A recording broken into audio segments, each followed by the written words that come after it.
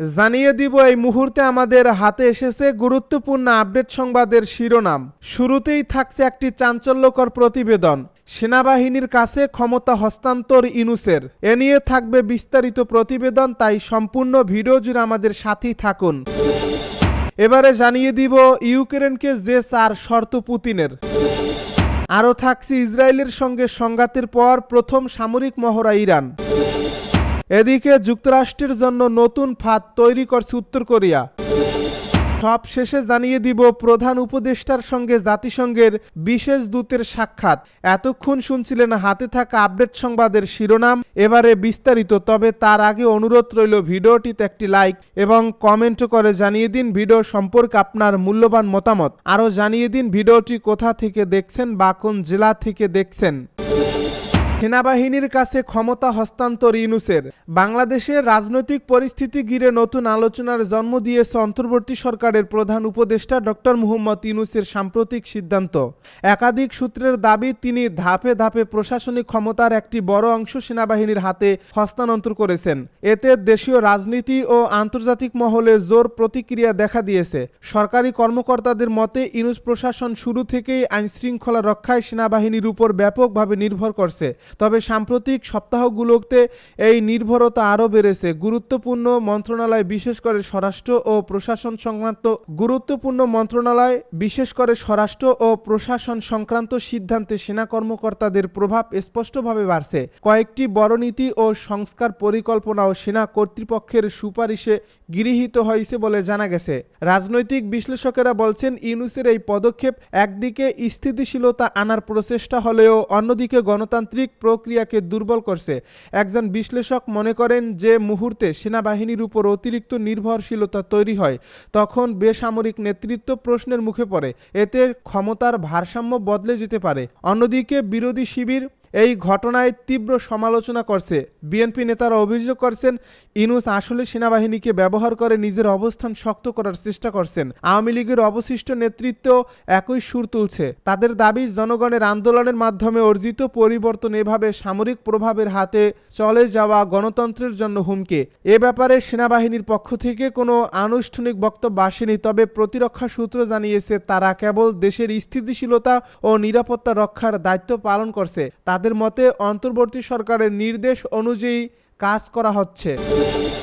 ইউক্রেনকে যে 4 শর্ত পুতিনের।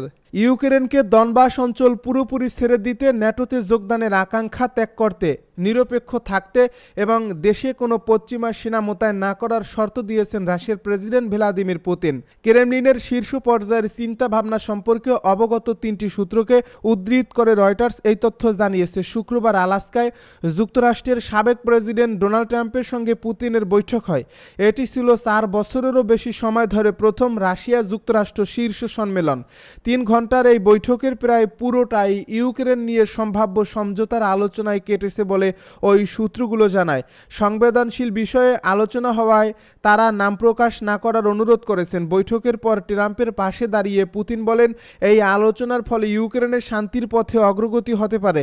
তবে তিনি বা ট্রাম্প কেউই আলোচনার নির্দিষ্ট কোনো বিবরণ প্রকাশ করেনি। রয়টার্সের অনুসন্ধানে পুতিনের প্রস্তাবের যে চিত্র উঠে এসেছে তা হলো, যুদ্ধবিরতির সম্ভাব্য চুক্তির শর্তাবলীর প্রতি ক্রেমলিন কি চায় তার সবচেয়ে বিস্তারিত রুশ ভিত্তিক ধারণা। এ যুদ্ধ ইতিমধ্যেই লাখো মানুষের মৃত্যু ও আহতের কারণ হয়েছে।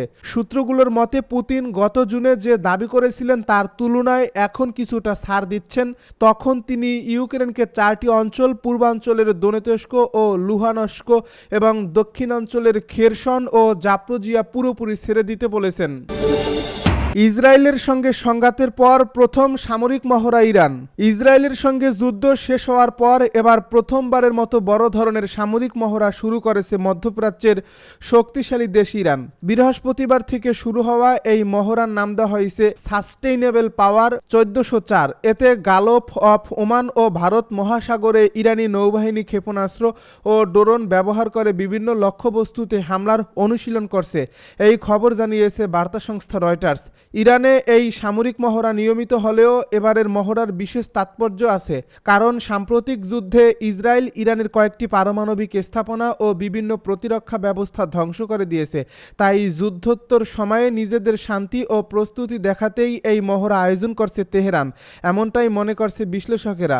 ইরানি টেলিভিশন জানিয়েছে, এই মহড়ায় অংশ নেওয়া নৌযানগুলো সমুদ্রের লক্ষ্যভেদে ক্রুজ ক্ষেপণাস্ত্র নিক্ষেপ করছে। পাশাপাশি ড্রোন ব্যবহার করে পানিতে সামরিক সক্ষমতা যাচাই করা হয়েছে। তবে এখনও মহড়ার কোনো আনুষ্ঠানিক ভিডিও প্রচার করেনি রাষ্ট্রীয় টিভি। এই মহড়ার প্রাক্কালে দেশটির প্রতিরক্ষামন্ত্রী ব্রিগেডিয়ার জেনারেল আজিজ নাসির জাদেহ ঘোষণা দিয়েছেন, ইরান তাদের সেনাদের নতুন প্রজন্মের ক্ষেপণাস্ত্র দিয়ে সজ্জিত করছে। তিনি বলেন, কোনো শত্রুপক্ষ যদি অভিযানে নামে, আমাদের বাহিনী এসব নতুন ক্ষেপণাস্ত্র কার্যকরভাবে ব্যবহার করতে প্রস্তুত। প্রায় 18,000 সদস্য নিয়ে ইরানের নৌবাহিনীর প্রধান ঘাঁটি দক্ষিণের বান্দার আব্বাস শহরে অবস্থিত। এই বাহিনী সাধারণত গালফ অফ ওমান, ভারত মহাসাগর ও কাস্পিয়ান সাগরে টহল দেয়। তবে পারস্য উপসাগর ও হরমুজ প্রণালীর মতো কৌশলগত এলাকা মূলত নিয়ন্ত্রণ করে ইরানের রেভলিউশনারি গার্ড। পশ্চিমা দেশগুলোর জাহাজ আটকানো এবং মার্কিন নৌবাহিনীর উপর চাপ সৃষ্টি করার জন্য এই বাহিনী বিশেষভাবে পরিচিত। যুক্তরাষ্ট্রের জন্য নতুন ফাঁদ তৈরি করেছে উত্তর কোরিয়া। এবার গোপন সামরিক ঘাঁটি নির্মাণ করছে উত্তর কোরিয়া, যেখানে দেশটি তাদের সর্বশেষ দীর্ঘপাল্লার ব্যালিস্টিক ক্ষেপণাস্ত্র সংরক্ষিত করে রেখেছে।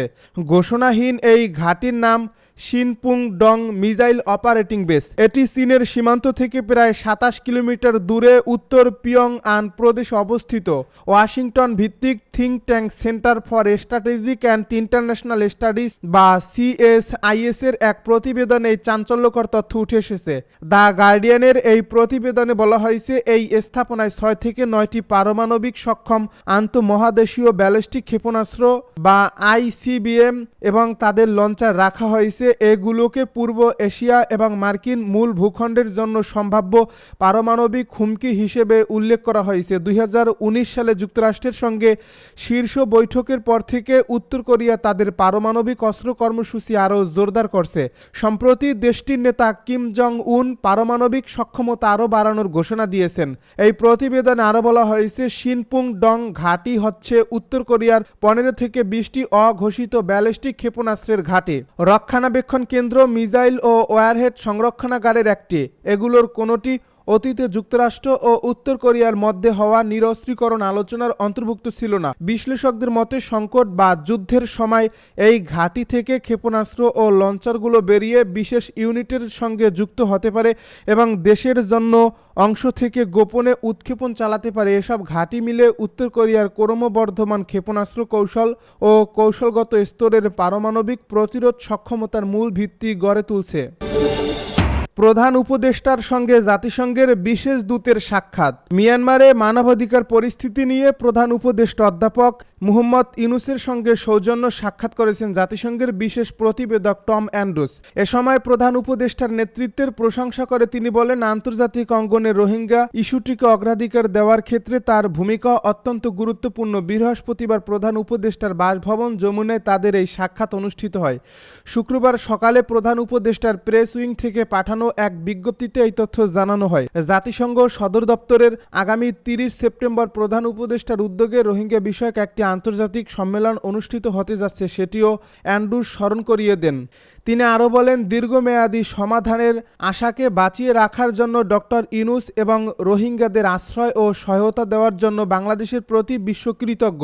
প্রধান উপদেষ্টা আশা প্রকাশ করেন যে জাতিসংঘ সম্মেলন এই দীর্ঘস্থায়ী সংকট সমাধানের জন্য সুনির্দিষ্ট পথ প্রদান করবে। তিনি আরও বলেন, বাংলাদেশে আশ্রয় নেওয়া রোহিঙ্গাদের জন্য সাম্প্রতিক আর্থিক সহায়তা হ্রাসের ফলে স্বাস্থ্য ও শিক্ষাসহ প্রয়োজনীয় সেবায় বড় ধরনের প্রভাব পড়ছে। তিনি অ্যান্ড্রুসকে পর্যাপ্ত তহবিল নিশ্চিত করতে তার প্রচেষ্টা অব্যাহত রাখার অনুরোধ জানান এবং আশা প্রকাশ করেন আসন্ন আন্তর্জাতিক সম্মেলন থেকে এ সমস্যার সমাধানের পথ বের হবে। অ্যান্ড্রুস সংকট সমাধানে বিভিন্ন পক্ষের সঙ্গে বাংলাদেশের বিভিন্ন সম্পৃক্ততার প্রশংসা করেন।